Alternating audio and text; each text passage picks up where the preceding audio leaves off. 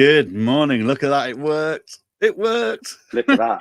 Shocker. Oh, I'm not normally trusted with buttons. Aaron does all the tech stuff. Good morning to everybody and welcome to Ask the Accountant, your weekly episode for all the latest news in technology, software and industry news and specifics. As always, we are here at 8:30 in the morning on a Monday and sponsored by our friends at Apron, and we'll talk more about them later. But more importantly, Aaron, you've grown your hair. Oh, wait, no, you're not. Right. Overnight. Overnight as well. Wow.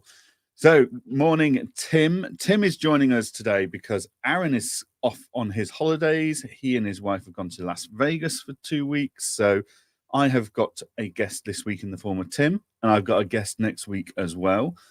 And both guests are part of my campaign to go international-ish. So, Tim, introduce yourself to everyone that doesn't know who you are.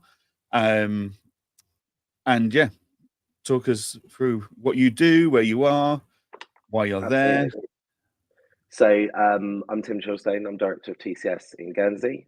I ended up in Guernsey by accident and ended up in bookkeeping by accident, really. Moved to Guernsey about 7.5 years ago. My wife's an A&E nurse, and she had the opportunity to move out here and take a job up here. And I obviously thought I'd better go with. I worked for a startup airline when we first moved here as their sort of in-house accountant / bookkeeper. And as a lot of startups do, it failed. And luckily for me, because of the sort of people that I'd met, I was able to start TCS from almost nothing with absolutely no money. We now employ 6.5 people. We are primarily bookkeepers. We also do a lot of other bookkeeping related things, anything that touches your money. Specifically the hospitality sector is our sort of primary segment, but any small businesses in Guernsey, they're our customer. Cool. And before we go any further, you just show the ladies and gentlemen that are watching live or watching this back the view from your window. Oh yeah, we it's awful. So don't get your hopes up. I don't know how you cope with this. I don't. I just keep the blinds down most of the time, to be honest, because it's so revolting. Look at that. Imagine looking out to that over working at the desk. That's incredible. It can be slightly distracting at times. We frequently stop to watch Condor ferries come in and out and sort of sneer at how revolting they are, because they just seem to be like too big sometimes. It's like they sort of sneak up on you. You wouldn't expect a ferry to be able to sneak, but they do. And we also get to, you can watch the rain coming from a few miles away, which is always nice, because you can decide whether it's really time to go out for lunch or whether you should just stay here for a bit longer. Yep. No, fantastic view. What a place to work. Love it. Okay, let's say good morning to our viewers. So good morning to Mr. Paul W. Good morning, Johann and guest. Good morning to Cheryl. Good morning to Kirsty, including Tim. There we go. Surprise. Morning. Good morning to Amy. Good morning to Kirsty says, remember, Tim, you are live. Do not swear. That's a good reminder, actually. Yeah. Good morning to Dave as well. And good morning to Natasha. Wonderful. All of our regulars on a bank holiday weekend. I mean, is it a bank holiday? Isn't it? I don't know. Bank holidays are difficult in Scotland at the best of times because we've got Scottish bank holidays and we've got English bank holidays. And some of the English ones we follow, some of the Scottish ones we follow. We just have all the same ones as England, but then we do have a bonus bank holiday on the 9th of May for Liberation Day. And this year we actually had another one, so 10 in total, because we had one for a visit from the King. That was, just well worth having a day off. Apparently, it was.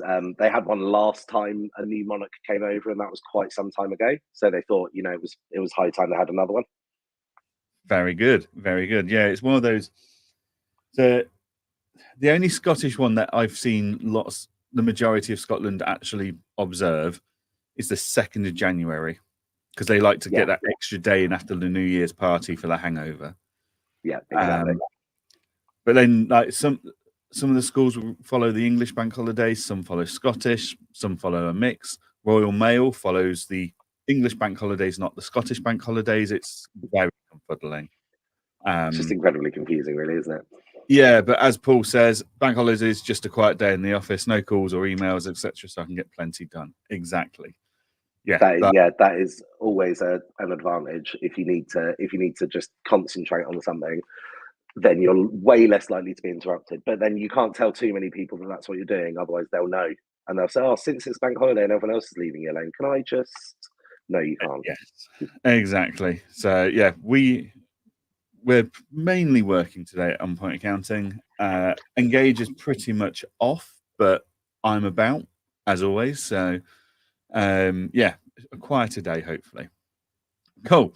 Right. Well, normally at this section, Tim, we talk about the news as you know, as a avid listener. And Tim, you've been on a podcast pit stop with myself, and your colleague Millie did a podcast pit stop with Aaron as well, which was her first ever podcast, wasn't it? And that went very well for her.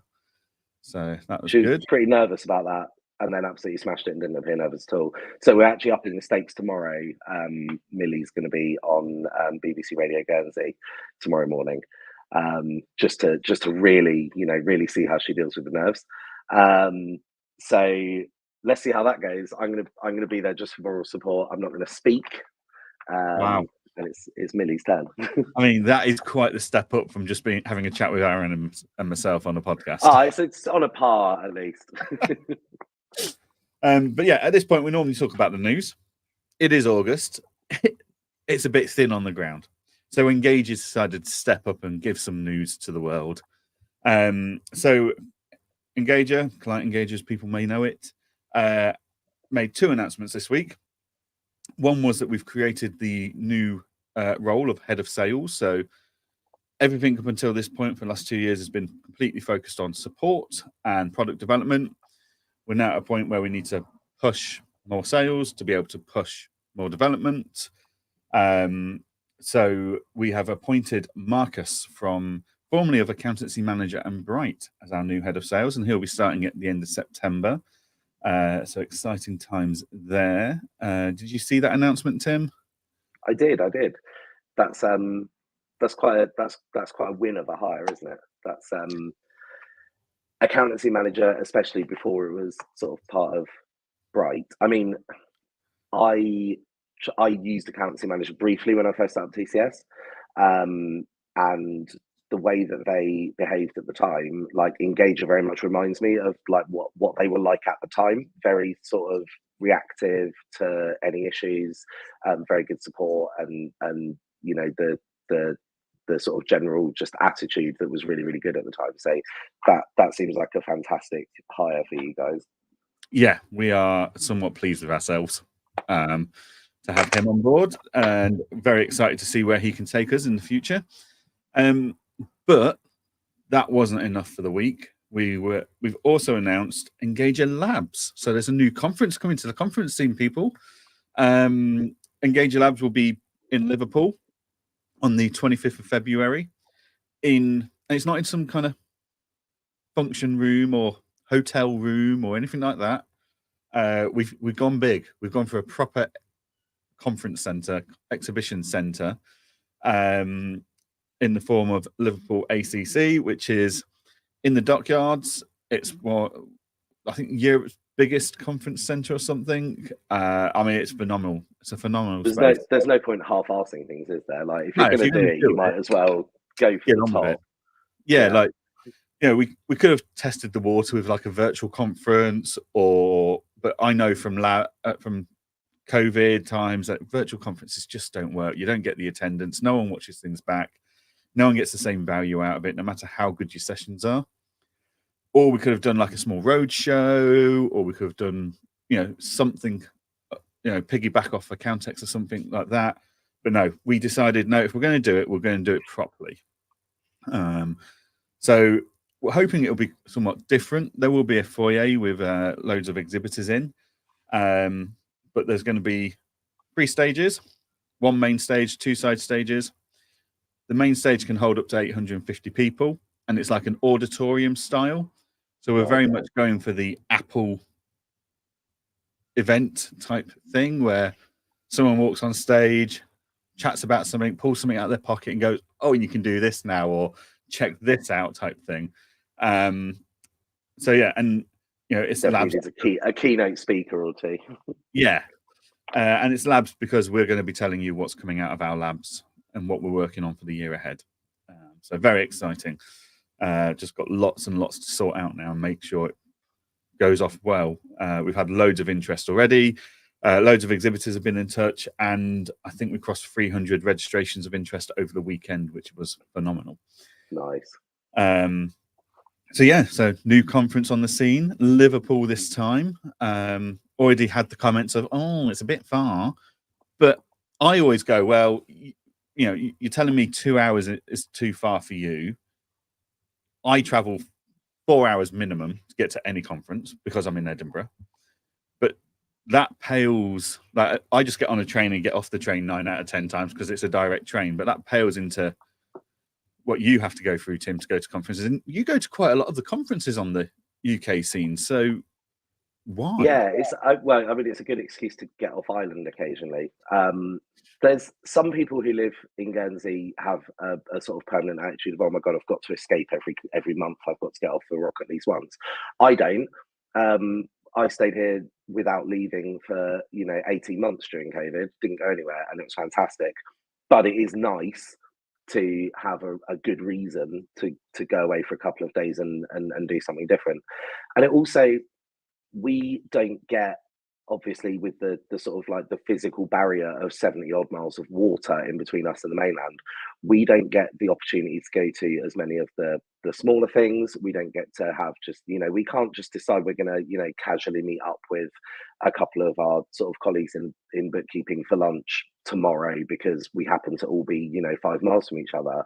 We have to plan, and we have to actually make an effort to travel. So the reason I think that I try and come to as many of the conferences, like Accountex, Fab, DAS, the Bookkeeper Summit, wherever possible, is so that we get that opportunity to meet other people and actually sort of actually speak to humans that we don't work with every day, just for a bit of variety. And it's not the longest. I mean, Jonathan from Buddy, he flies over from Malta all the time, but frankly, his air links from Malta to London are probably a lot more reliable and easier than ours. We have our government owns our airline, Aurigny, which means that they, in theory, never leave us stranded. And they've never left me stranded, but they've had some absolutely shocking performance over the last few weeks, which hopefully they're going to recover from before Accountex Manchester, because it can just turn a travelling day into from a couple of hours to 8-9 hours. We were delayed last year when we came over to Accountex. We were delayed 4.5 hours. This year we were delayed about 3.5-4 hours going home. It's just very frustrating, but it just shows our level of commitment to the industry, really, doesn't it? It does, but then people, oh, that's like an hour away from me, it's too far. It's like, oh my god. I just find it so frustrating when I know people from Scotland, from Guernsey, from Ireland, like people all over travel a considerable amount of time and money. Like, okay, you've got to go 2 or 3 hours in the car and you can get back the same day. We're incurring travel costs, we're incurring hotels, food and drink. Like, and you don't just come on your own, do you, Tim? You bring Millie and other team members and stuff with you. Yeah, I get distracted and wander off if I came by myself. I need someone to like keep me in check. You really. need a supervisor. The really expensive one is the Bookkeeper Summit. I think there's probably going to be 4 of us again this year. I think that's it's expensive. It's worthwhile, but it's expensive. Aurigny is not a cheap airline. It isn't EasyJet. We're not paying 30 quid a ticket. We tend to stay in the same place in central London every time we're in London because it's relatively cheap, but it's still a hotel in central London, so it's not actually cheap. It's just relatively cheap. And then on top of that, you've got just data SIM cards, because our roaming charges from here are utterly insane, because even though our phone numbers are all part of +44, they're not actually charged as if you're calling the UK. So Right. if you call me on our office number, you're charged the same as if you were calling someone in France. Right. Wow. Okay. So So our yeah. data roaming is expensive, and then just all the other bits of travel. And we also tend to come over the night before, Yeah. which means an extra night in a hotel, because, as you know, being delayed on the morning of an event it ruins your whole entire day. Even an hour's delay just makes you feel for the whole day like you're constantly trying to catch up. Yeah. Yeah. Definitely. So yeah, cool. So you'll be over for labs? Yeah, absolutely. I mean, I'm gonna say what at least Beth, who does all our sort of payroll and HR admin, had better be there because she lives in Liverpool, so she's got absolutely no excuse whatsoever. She's like the northern arm of TCS. Yeah, brilliant. Yeah, that's quite remote. So, but yeah, Yeah, she's got it's definitely about as no. remote as we could get, really. Yeah. Paul W says you can't please everyone. It's a bit of a trip for me from Pompey. In English speak, guys, that's Portsmouth. I know what Pompey is because my dad I was born grew in up Pompey, so there we go. So yeah, my dad's whole side of the family spent many a year in Pompey because his dad was in the Navy. But if you plan it right, any distance is worth the time. Completely agree, Paul. Completely agree. Cool. So that was the two main software headlines. We were chatting about it earlier, weren't we, Tim? That social media, especially LinkedIn, seems to be getting a bit there's nasty. beef. People seem to be blocking people at the moment at quite a rate because they don't agree with their views. Yeah. And it's happening with a certain software cult following, from what we've seen. I think it primarily it does seem to be. That might be that we're not seeing other LinkedIn issues where people are blocking Yeah. people because they And don't we agree are with only ever in our own echo chamber, aren't we? So Yeah, exactly. I mean, I've never blocked anyone on LinkedIn apart from one person who was just incredibly offensive about something during COVID. Is the only person I've ever actually blocked on LinkedIn. I know that people have blocked me because suddenly they disappear, yeah, and it's from having had a difference of opinion. Not even, no one's had an argument or insulted anyone. No one said you're stupid because this, or you're an awful person because that. I think some people have got a bit sensitive about what they've chosen to align themselves to.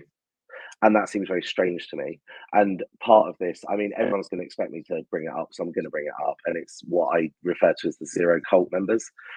And what I mean by that is that, and it doesn't apply to everyone. So, like, if anyone who's immediately become offended, don't be, right? It's not a dig at our anybody. viewers' numbers have just plummeted.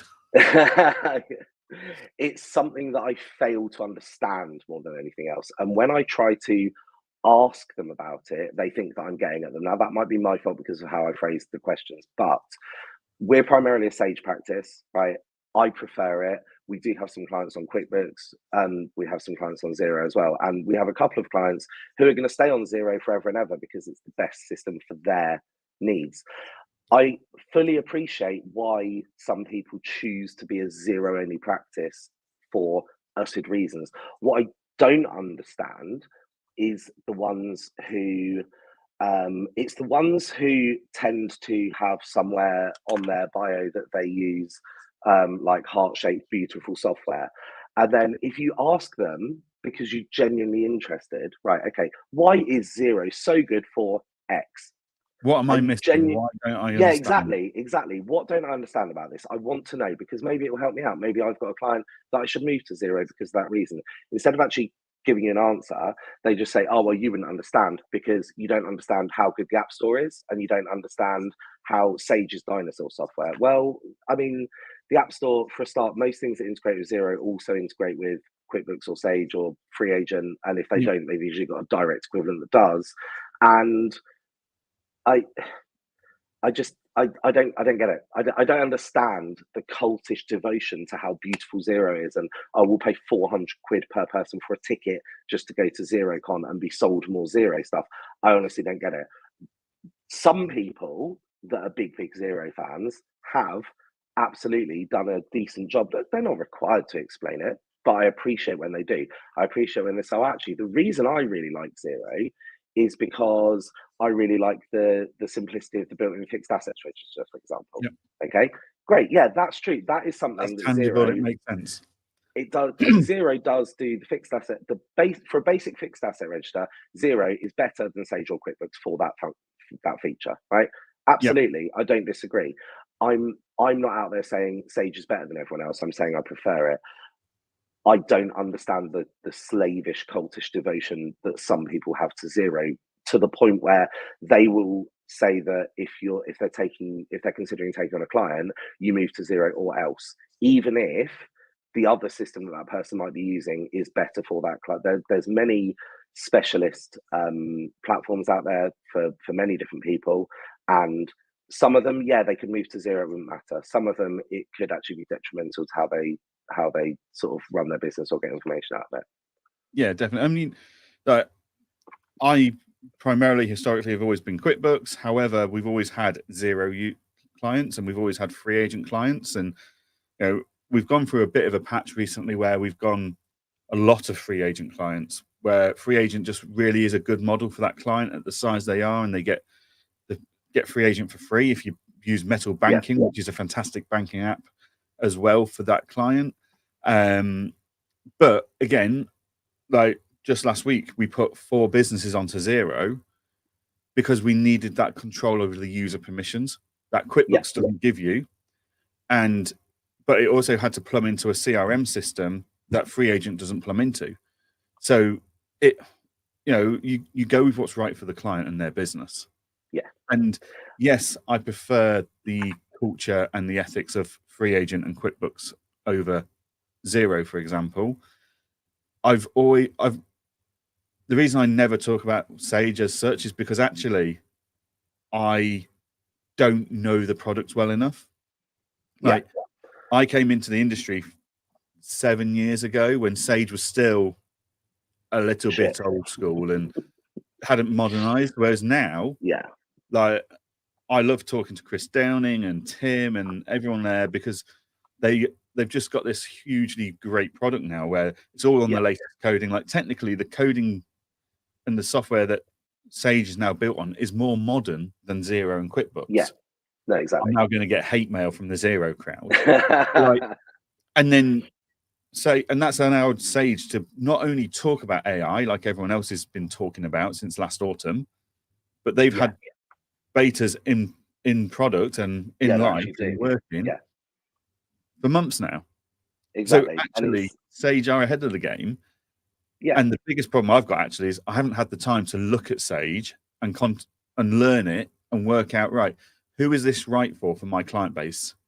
Yeah, no, exactly. I think that one of the things that the real devotees of Zero above all else are missing is, and this is reflected in their comments, when you say that you prefer Sage, they go, oh, that's a terrible dinosaur tech desktop product. It's like, no, you're talking about Sage 50, which is a completely different kettle of fish, actually, and is still very relevant and very valid for a lot of businesses. Just saying that something is cloud-based doesn't automatically make it better. For most of us, yes, that's a real convenience, and it's something we absolutely need, especially since a lot of people will work remotely, or especially with companies who are outsourcing their day-to-day bookkeeping to people like us. We do daily bookkeeping for people. Okay, we can't get a copy of a QBD or Sage 50 file at the end of the month, update it and send it back. That's not realistic. But I feel that you have to know, and I make an effort to know what all the other products are doing and what is out there, because when I get a client who comes to me with a really specific need, I'm going to know exactly, or if I don't know exactly the answer to them, I know where to look, right? I know that I need to consider this platform, this platform, this platform, okay? And by ignoring all else and just assuming that the platform you've chosen is better than everybody else, you really can miss out on that. And then are you maybe doing a disservice to your clients? I don't know, but this is the thing. It confuses me more than anything. It's not, oh my god, I hate Zero users. That's not the case at all, right? And it's not even that I hate Zero. I'm not a big fan of it. the lack of sort of actual bank reconciliation process concerns me at times. I know there are workarounds for that. But yeah, that's really my issue with it, and I think that's led to me being blocked by a number of people on LinkedIn. And I'm not trying to bully anyone. I'm not trying to say like, Yeah. oh, you're an idiot for using Xero. You want to understand. But I think sometimes that's how they take it. Yeah, definitely. And like, you know, I suppose in a way, like with phone and hardware and stuff like that, I'm very much in the Apple cult, as it were. Like, new phone comes out, I'm going to get it because I want the latest of the latest from Apple. Like, my whole ecosystem of technology is Apple based, but I do always look and go, what have they got over the fence? Yeah. How would that work in my ecosystem? What would I lose? And you know what? It's the petty things you lose. Like, so if I used Chrome as my web browser on my MacBook, then when I go into log into something and it sends me an authentication code through an email, it doesn't automatically pull from the email, put it in there, and delete the email, which Safari does. And that sounds really petty, but once you've had that feature, you from can't... my phone and paste onto my tablet or my MacBook. It sounds really petty, but you don't realize until you don't have it how impactful that is. No, exactly. And I will happily have a slightly worse camera for that. There's only so many times you can make a phone camera better, and I just don't care enough about photography on a phone to sacrifice the experience that I want. And that's kind of a good analogy for Xero versus everyone else, because there's for years now there's been this sort of meme in existence on the internet that if you're an Apple user, like, yeah, you really like Apple, I really like it, it's shiny, yeah, I know I spend too much money on it, but I like it, it's cool. Whereas the Android user then says, you're an idiot, you shouldn't buy Apple products, they're terrible, you should move to Android immediately. That's kind of a similar sort of attitude. And we can all just have the phone we want and prefer, and we can all just use the general ledger, or what are we supposed to call them now? FSM. FMS, financial management. We can all just have the one of those that we prefer, and then we can all just get along. And I think that in terms of things like the sort of Xero App Store, like I say, most of those apps either integrate with everybody else or have a direct equivalent that does. I think that the smart software producers are integrating with as many different GLs as possible, because what you don't want is people saying, oh, I absolutely love your product, but I've got all of these clients on QuickBooks, which is the one system that you don't integrate with. I'm not moving them. Therefore, I'm not going to be using your product because I can't put my QuickBooks clients onto it. Yeah. And the Xero App Store and me don't get on at the best of times, because as a developer, we built into that, and I know their money-making model, and it's just ridiculous. Like, everyone else has a open API. Xero say it's open, but it's actually got a paywall in front of it. So, which is why most of us thought it was a very fair decision when at Engager you decided, well, if you want to integrate with Xero, great, it's going to cost you £4 extra a month, because that's what Xero charge. But most softwares will just increase everyone's costs to cover that. Yeah, it's like, well, that's not really fair. It's not playing nice, is it? Yeah, exactly. But yeah, so we've had a few comments in on this, as you would imagine, for a topic like this. Everard completely agrees with Tim on this. 100% do not get what was about XeroCon. Like, doesn't get it, you're paying for a party type thing. Yeah. Paul says, most I've spoken to who are Xero focused simply put it down to not wanting to learn something different.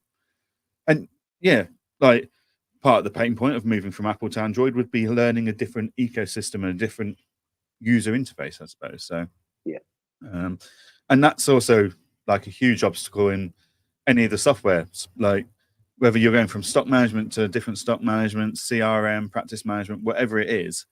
One of the biggest pain points, people go, oh, do I want to learn something else? Does it look and sound similar enough to my current provider so I don't have to learn a huge amount? Amy Hancock says, here, there should be no need to put other software and people who use them down to make yours shine. Completely agree. If it shines, let it shine by itself. We can all get along with each other absolutely fine. This is predominantly, pardon? Most of the time. Most of the time. Paul says that this is predominantly smaller practices with one accountant, with 1 to 3 staff. You know what, Paul? Unfortunately, it's not. It's also bigger firms that have decided, and if you've niched down your client to such a type of client that zero is perfect for, then of course it makes sense to be a zero only firm. But if you're a bit of a generalist, like my firm is very general, like we do all sorts. So we go from hair and beauty, not something I've got much expertise in, through to manufacturing, hospitality, like all sorts. So it's important for us to have the variety of softwares that we can go, this bit of software is right for you. And as you grow, we need to reevaluate that. So one of our clients has just taken on a huge multi-million-pound contract for multiple years. So we've looked at he's like growing and growing. He's like, I need to bring someone in. I need to be able to do this, that, and the other. And we've looked at QuickBooks. So I can't give you that user level of user access without you going to this premium, the QuickBooks Advanced model, which is like, well, I don't want to have to pay for the privilege of something when I could have one of the lower down zero packages with all the user permissions I need, because he doesn't need the advanced reporting or anything like that. He just needs user permissions, which QuickBooks for some reason put behind paywalls. So he's now on the move to zero because that's the right software for him and his business and how he wants to run his business going forwards. But yeah, it is frustrating to see. They're all generally so similar. Sorry, Chris.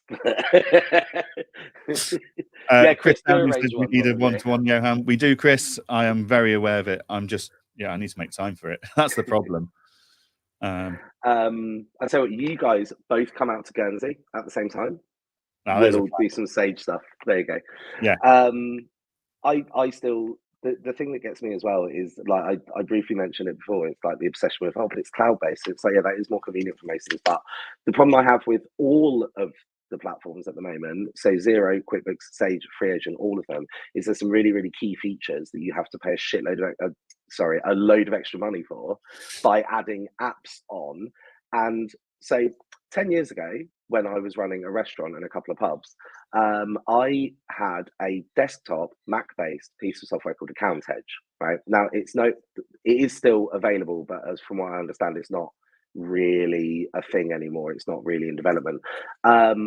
It was 128 at the time pounds per year for unlimited users, and built into this product there was project tracking, there was job costing, there was full inventory, including something that everyone misses, negative stock. Right, this is something none of the cloud platforms have got right yet. And so then you have to, and negative stock is really important, right? We have a second business where we sell EPOS systems because we deal with so many hospitality businesses. Let's sell them tills as well, right? Let's look after that software for them, one point of contact. I don't keep in stock 30 tills at a time because they'll be getting old by the time we install them, and frankly they're expensive. But I should be able to invoice my customer for it and then order it and have it be in negative stock for a bit. I can't on any of the platforms, right? And that's incredibly irritating because I should be able to tick a box somewhere that says allow negative stock, right? Yeah. Even like, Account Edge as a piece of software, because at the time it was the Mac equivalent of either Sage 50 or QuickBooks Desktop Basic, I think it used to be called. It had bills of material built in, it had manufacturing, it had all of those things built in for a single annual subscription of about, I think it was 128 quid. And that's the thing that gets me. That's where I want to see all of the cloud platforms heading, is to be more fully featured out of the box and to not have to add. I don't want to add 9 separate apps just to achieve what I could have had on desktop 15 years ago. Yeah. And see, first of all, I love the fact that you've branched out into tills. Like, you've got your speciality of, we deal with hospitality. One thing they always need is tills, and you're the one-stop shop for that. I think that's fantastic. And a lot of accountants and bookkeepers are always like, oh, people tell us to diversify. How can we diversify? It's like, well, go into tills. Like, go into other stuff that your clients need. Yeah. So a lot of people don't provide payroll services because they think they can't make money from it. If you're not making money from your payroll services, just put the price up. Your clients will pay it. Like no clients want to do payroll, and if they do, they're going to get it wrong at some point, and they're going to be in trouble. Okay, we do pay. We have some clients who are payroll only, and like I'm not going to retire off of the fees they're paying us, but it's a profitable service, right? And so then what comes next after payroll? I'm thinking about the idea of, are we going to at some point soon employ like an HR person? Because we're already doing HR admin. So why do we not expand that into HR consultancy as well? It's all of that outsourced. It's all that stuff that in a medium-sized business that had its own finance department, but wasn't yet big enough to have a full HR department and an IT department and all that. It would all get dumped on the finance department. Yep. That's a real natural progression. So why not just do it anyway? Exactly.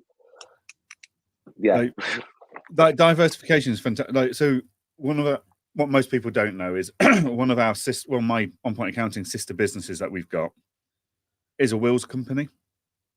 So every one of our clients at On Point Accounting gets a free will. Right. Everybody needs a will. Yeah. But then doing wills normally highlights like you're on a really poor life insurance plan, or that's not adequate to cover the cost of the house when you get hit by a bus, or if you looked at health insurance and stuff. So another sister company now is personal protection, so life insurance, health insurance, medical insurance, etc. So it makes a lot of sense. It's like customers need. Yeah. So let's offer it. Exactly. It's like mortgages. What B-Motion do accounting and mortgages. Yeah. That's it. Like, that makes so much sense. Yep.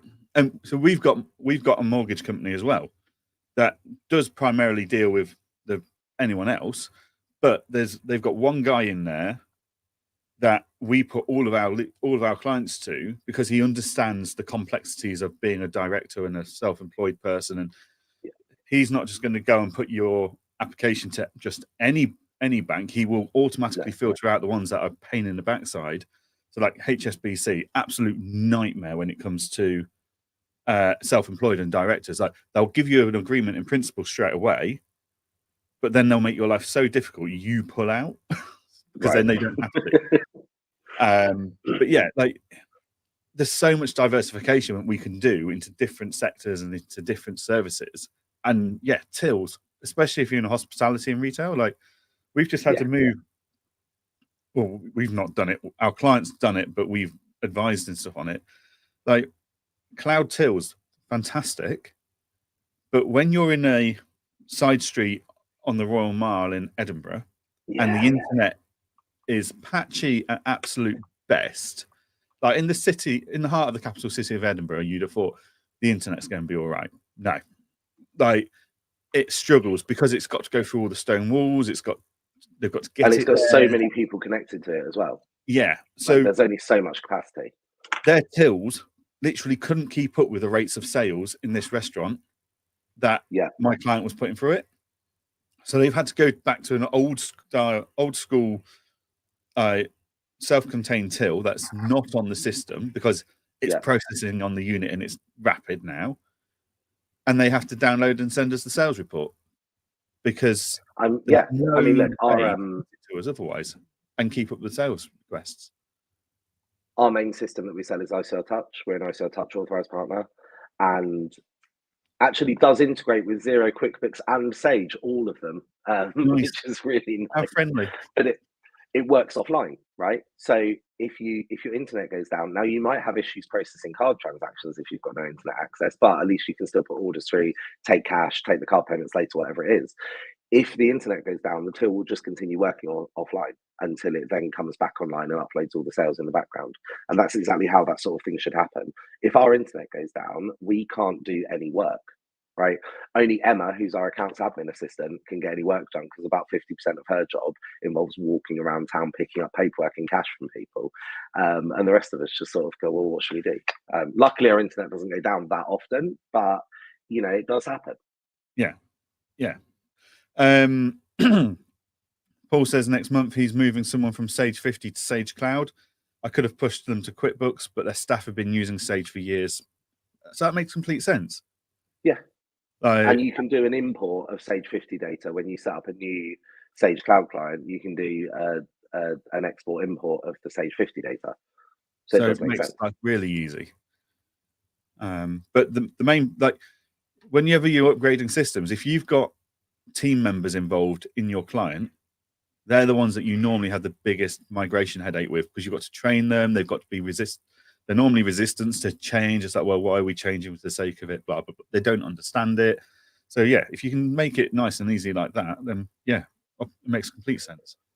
Lucky for us, most of our clients just don't. I mean, all of our clients have a login for their Sage account or their Zero account, or whatever. Most of them just don't, because we're doing so much of the process for them that, you know, we do all the work, we send them all the reports. But that's one of the sort of key differences in a lot of places between bookkeepers and accountants, and those differences are getting less and less and less. I posted something the other day that I alluded to this. A lot of there's still a big subsection of accountants who think that bookkeepers are just data entry clerks and can't do anything else. Well, you know, we can do year-end accounts, we can do company tax returns, we can do basically everything that a chartered accountant can do except audit, right? If we want to. Many bookkeepers don't, and many accountants don't provide bookkeeping services. Yeah. Right. Before we move on to our next topic, I need to pay the bills, keep the lights on. So, as everybody probably knows by now, we are sponsored by Apron, and Apron do two main things. One is payable, great for getting your payroll paid in bulk if you've got opening banking, which, Tim, we're going to have a chat about later after this advert. But also receipt capture, getting your documents in quickly, easily, and accurately. So, as always, thank you very much to Apron for sponsoring this show, and let's run the ad. I'm here with my friends over at Apron, our new sponsor, and we've got an amazing feature that just went live. It's called Capture, and this is going to revolutionize the way you get data from your client. Watch this. Get the receipt, take the photo, bish, bash, done. That's it. This is going to be dead quick, dead straightforward, dead simple, and more importantly, it's easy for your clients to use. Did I tell you you got WhatsApp as well? What more do you want? There we go. There's no escaping him, is there? Even when he's on holiday. He's just everywhere all at once. But yeah, there we go. Someone asked me the other day, so, I was watching that Apron advert you did. Is Aaron's flash on his camera really that bright? Because the whole thing like brightens up. It's like, no, it's just a special effect. He's taking a photo. Amazing. Yeah. But maybe if he moved to Android, then he would have a brighter flash. Maybe. Or he could take it from the other end of town because he's got the 500 times zoom or something. That exactly looks absolutely perfect, unless you've got the slightest of wobbles. Kirsty is going to be really cross with me for how much I've been slating Android. You know, she's going to comment any second. I can feel it coming. Right. Ultimately, Tim, the reason I wanted to get you on today was I want to talk about the challenges of. Yeah, and we've already seen one of these challenges today. Like, the challenges of working from Guernsey and supporting businesses in Guernsey. And we've seen one of those challenges is having to endure that awful scene out of your window. Vile, absolutely vile. Yeah, definitely not having flashbacks to when I lived on the Isle of Wight and starting to think, I missed that, but never mind. So, talk to us about Guernsey, because as much as we like to complain in the UK about open banking and MTD and software can't do this and softwares can't do that, ultimately, you guys have got it harder than us. And to a certain degree, we need to be more appreciative of what we do have in the UK versus our colleagues around on an international stage. Yeah, I think generally, so look, first off, I'm not whinging about anything really. This is, Guernsey is a wonderful place to live. It's a wonderful place to do business. We're lucky because we're able to work both in Guernsey and in the UK. We've got a couple of UK clients at the moment. But having those UK clients actually really highlights how difficult some of our job is compared to if we were just based in, you know, if I decided to pick the entire company up and move it back to just outside Cambridge, which is where I lived for most of my life. Banking is one, okay? Opening a business bank account here takes about 16 weeks minimum. We only have 4 banks to choose from. Those are HSBC, RBSI, which is NatWest International, Lloyds International, and Barclays International. None of them offer open banking. So when you complain about open banking not working, consider just not having it at all. And if you don't have open banking at all, then what are you potentially losing from that? Okay, you're losing things like Apron, right? Like Tellery, like Cresco, like Armalytics, all of these open banking related things that have come into the UK in the last, well, how long has open banking been around now? What, like 9-10 years, something like that? Yeah. Really? Yeah, it's probably gone bigger, what, in the last 4 or 5 years? Yeah. So we have none of that. None of that's available to us. Okay. Now, some of those companies choose not to work with Guernsey companies anyway because they don't want to do the extra compliance, because we don't have open beneficial ownership registers, even though we can prove ownership and things like that. Now, that's fine. That's their choice. There are other companies that tell us, hey, we'd love to work with you. We just can't because you don't have the infrastructure available. Okay. Our company registry is very highly regulated, unlike Companies House, which is just a repository of nonsense. But I can open a company for 50 quid at Companies House, tell it whoever I think I can make up the directors. They can be fake people, and it will reflect on Companies House as if they're real. Okay, now I might get caught, but from what I've seen on Companies House over the last sort of 20 years, I won't. Here, they're going to verify your identity very closely. It costs £1,000 to incorporate a company. Generally, you have to use a CSP company, which is regulated by the GFSC. These are a lot of hoops to jump through. Now, that I think is generally a good thing, but it does mean that it can take longer to get certain things done. Okay, if you want to incorporate a company in Guernsey, you need to have one local director. Now, I can't do that for you. I can't provide your registered office service, right? Because I'm not regulated to do so. And this is something that people take for granted a bit in the UK. If I wanted to register a company in the UK and didn't want to use a registered office service, I could say, right, Johann, right, I'm going to engage you as my accountant, and you could charge me a couple of £100 per quarter or whatever for acting as a company secretary locally and providing me a registered office, right? You could choose to offer that service and I could choose to buy it. You can't do that the other way around. Right. So it causes us not issues, but it can make life more difficult if you're working with companies that have directors of multiple jurisdictions, for example. We also don't have a lot of the other things people take for granted. So Revolut will open accounts for Guernsey Limited companies. Revolut's been discussed to death and how secure that is and whether you really want a Revolut account or not, even though now they are a real bank and have been for 3 whole weeks. But you're a Guernsey Limited company, you can't open a Starling account, can't open a Monzo account, can't open a Metal account, Kinetic, none of that's available. And it's just, a long line of things that we have either no choice or less choice, right? You guys all have endless choices of like voice over IP phone service providers, for example. If I actually want a Guernsey phone number, I've got one, which is Shaw, or JT actually now as well, have a cloud service. But I've got 2 choices. They're both more expensive. But luckily, it's fantastic service. But if it was a terrible service, that would still be my only choice. Wow. Okay. So talk to us about tax. So obviously setting up a business takes a long time and is expensive. It can, if you don't have all your documents in order, because you have to be registered as a director first. Right. So you have to send in certified ID and proof of address to the Guernsey Registry, who then issue you a person number, and then you give your person number and all of your ID and everything again to your corporate service provider. We're lucky enough to be really good friends with a corporate service provider called Horsepool. They're absolutely fantastic. They'll get a company incorporated within 24, 48 hours, but only if you've got all those things lined up first. Right. Okay, and then it takes forever to open a bank account for that new company. Yeah. What about if we went down the sole trader kind of route? Is that easier? Is there more governance? Sole trader is generally easier. Sole trader is very similar to in the UK. There's no real registration. It's not like in a lot of Europe, even if you're a sole trader, you have to register with some sort of company registry or something as a sole trader. In the UK, obviously, and here you don't. It's quicker to open a bank account as a sole trader, as long as you already bank with one of the banks. people make the mistake of moving over here and keeping their nationwide account or something, which then Right. counts for nothing. You've got no banking history in Guernsey because our banks are legally separate. But the disadvantage of being a sole trader is if you start making a load of money, you're going to pay 20% tax on all of your profit. Whereas if you've opened a limited company, unless you're undertaking certain activities, at the moment, the rate of corporation tax is 0%. Okay. So it's worth has the been. wait and the startup expense.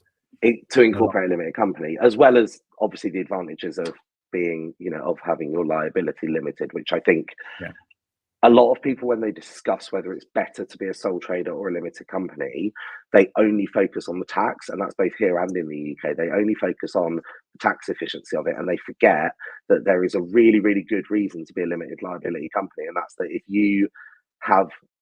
your company becomes liable for something that you're not insured for and that you can't pay, you have the ultimate option to be able to wind up your company without your creditor taking your house, your car, and all of your money forever and ever.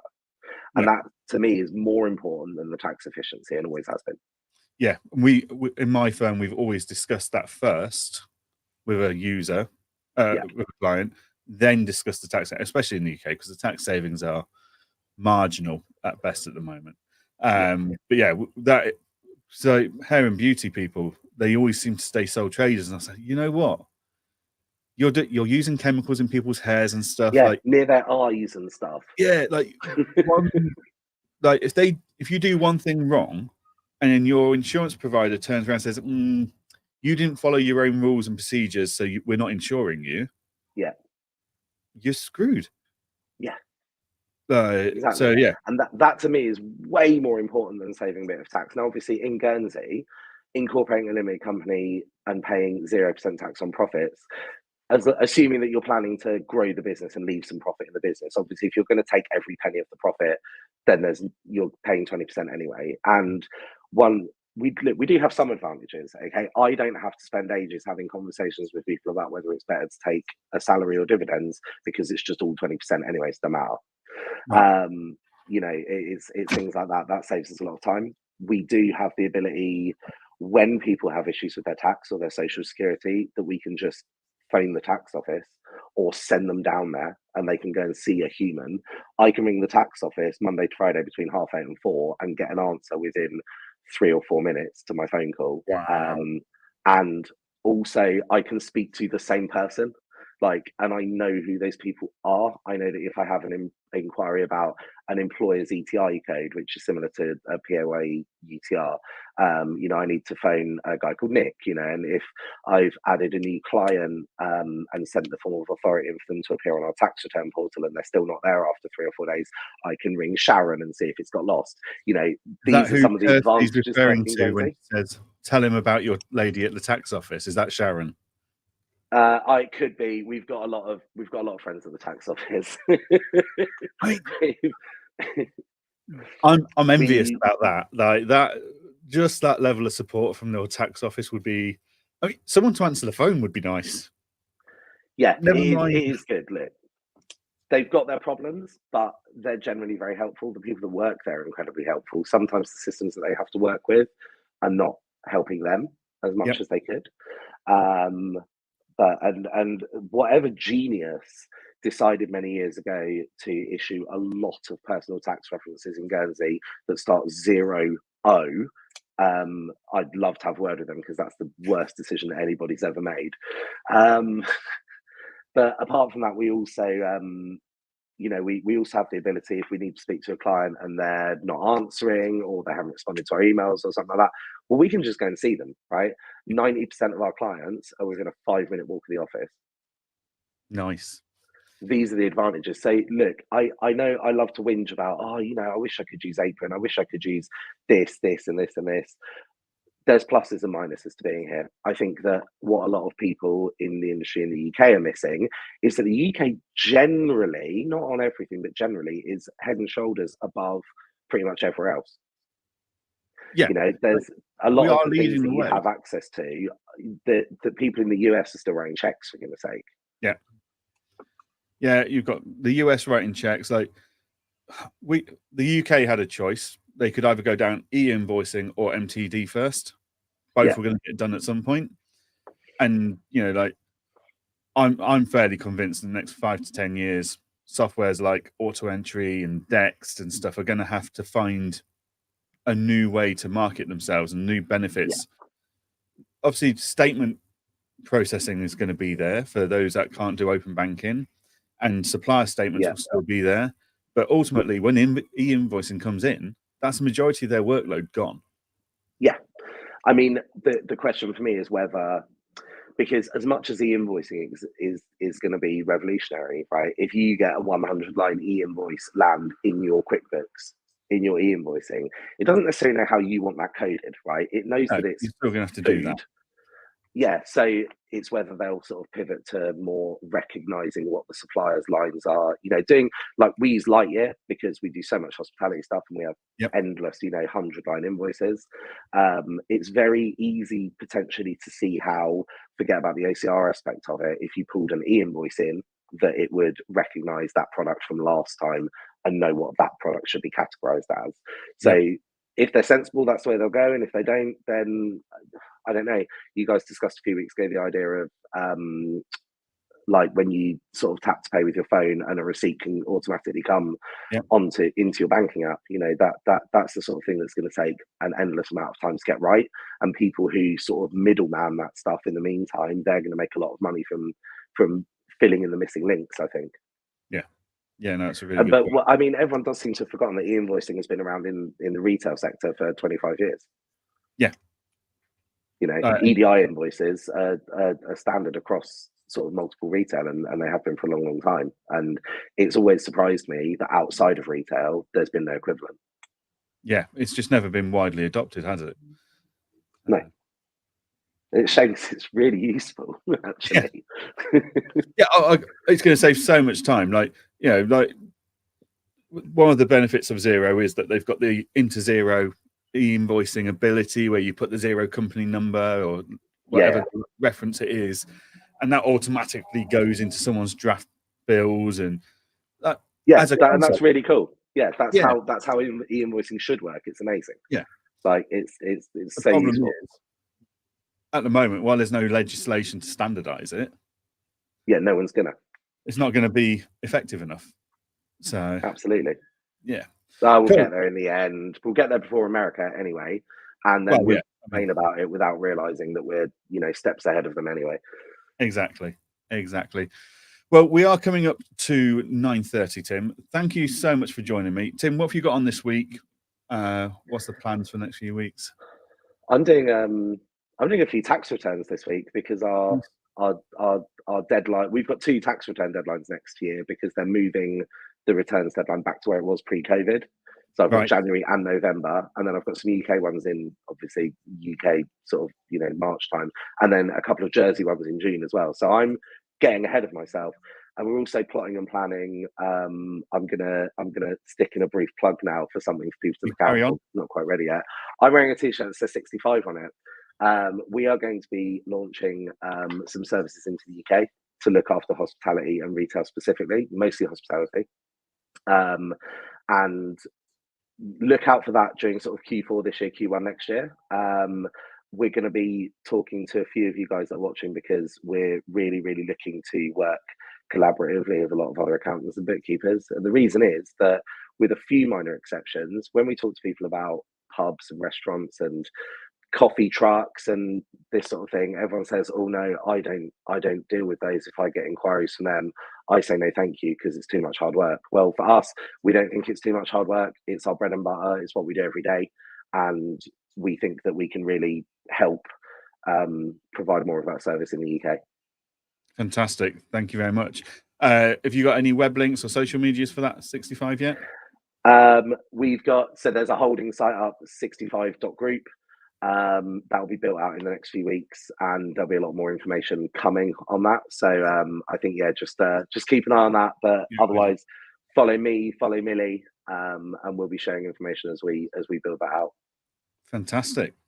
Well, thank you very much, Tim. I'm looking forward to seeing you in Manchester in a few weeks' time for Accounting. Absolutely, assuming Aureni have sorted themselves out by then. Yeah, assuming you can get there. We'll do our best. That'd be fantastic. I am in London tomorrow and the day after for meetings for Engager. Nice. So we'll see what comes of those. And yeah, then I will be back here next week at 8:30 with another international-ish guest. So stay tuned, and we'll be talking to him all about what the challenges he faces in his little area versus the rest of the UK, and how he at times looks over that wall and goes, oh, it'd be nice to have that, in a bit in the same way that Tim looks over and goes, oh, open banking, that'd be nice. So, but thank you ever so much, Tim, for joining me today. Absolute pleasure to have you on. Thanks for inviting me on. It's been great. Good. I'm pleased you enjoyed it. And thank you to everyone that's commented throughout the section and fed back with their opinions. That's always brilliant to see, especially on a bank holiday when you could still be in bed. But I will leave you all for the rest of the day and enjoy the rest of your week. And we will see you all next week. Thank you.